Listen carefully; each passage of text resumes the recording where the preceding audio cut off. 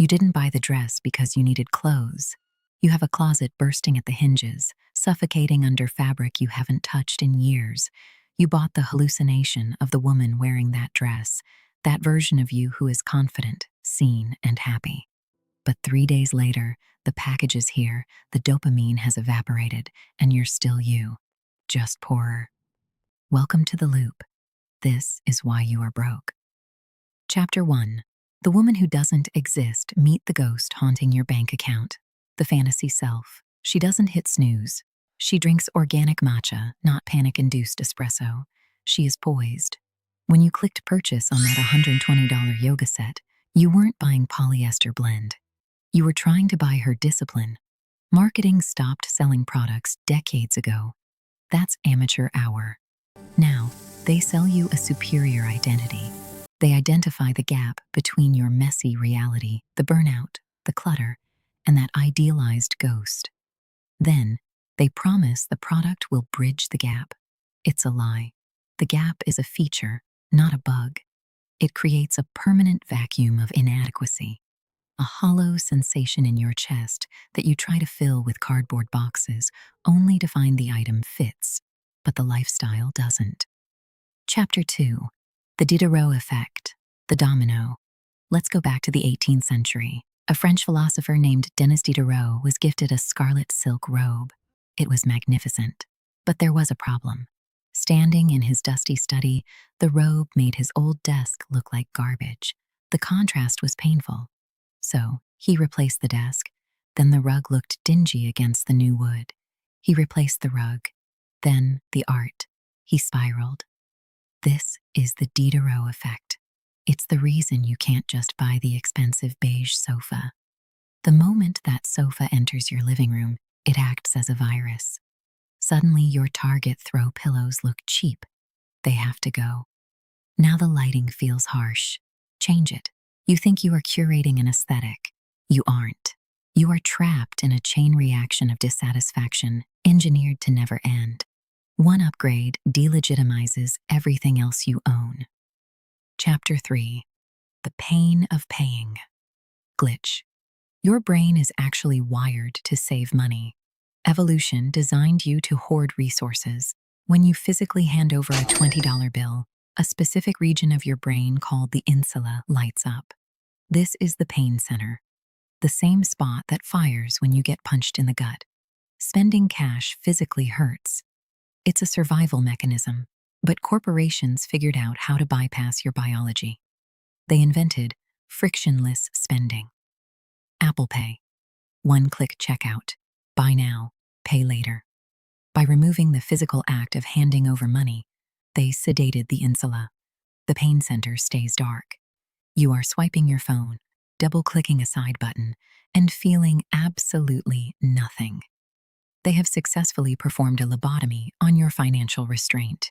You are bleeding out financially, but they've removed the nerves that would signal the wound. Chapter 4. The Little Treat Culture.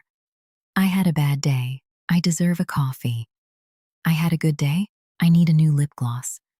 I survived a meeting that should have been an email. I'm ordering sweet green. Stop calling it a little treat. Let's call it what it actually is. Emotional anesthesia. You are using consumption to regulate a fried nervous system. You aren't thirsty for an oat milk latte. You are starving for a dopamine hit to counteract the cortisol spiking in your blood. These purchases are micro doses of happiness used to tolerate a life that feels unbearable. It's not self-care. True self-care fixes the problem. It changes the job, sets the boundary, or heals the burnout.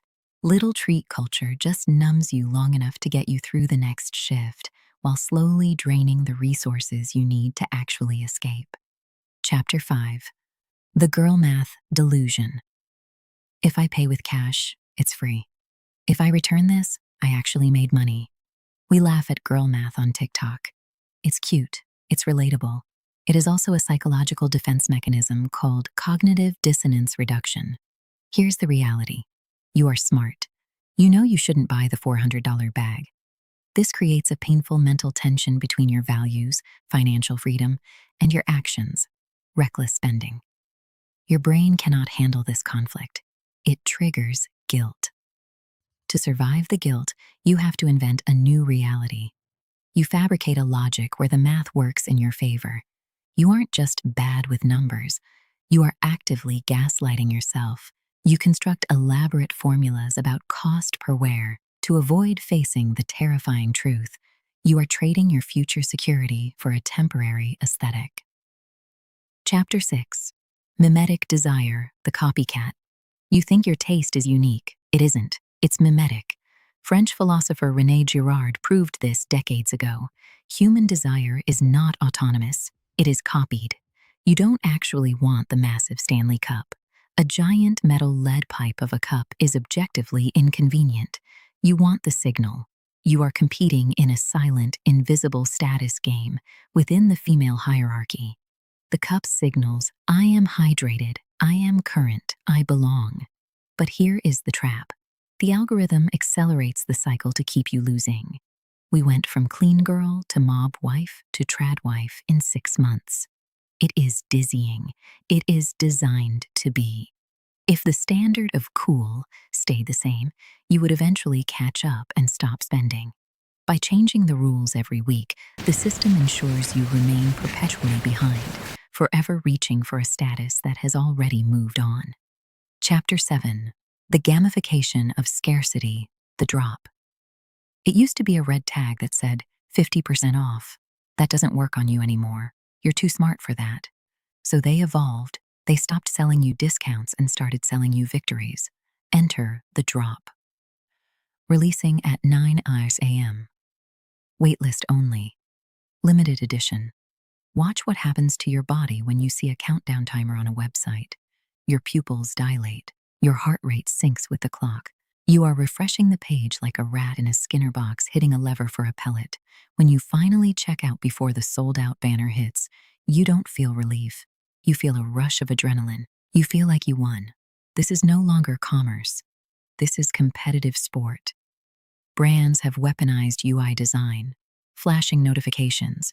14 people are viewing this item, ticking clocks, to trigger the same neural pathways as a slot machine.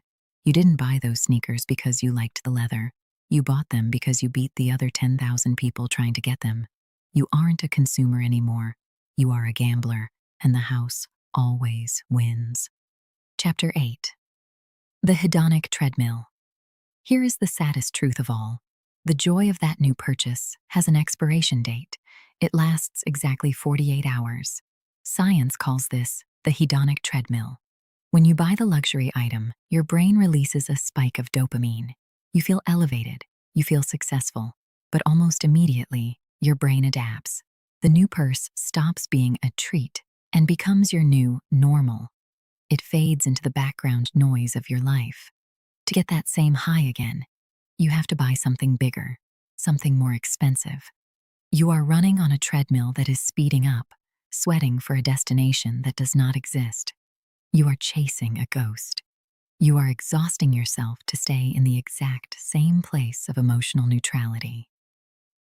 Chapter 9. The Exit Strategy, the Stranger Test. How do we break the loop? We kill the fantasy self.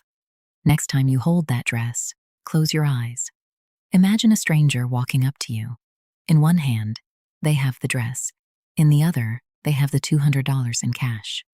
Which one do you take? If you hesitate, even for a second, put it back.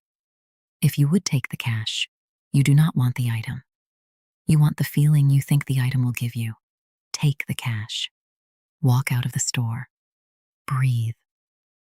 The woman you are right now, the one in the sweatpants, the one who is tired, the one who is trying, she is enough. She does not need a package to be worthy. She just needs you to stop bankrupting her future to impress people who do not matter. The fantasy is dead. Long live the reality.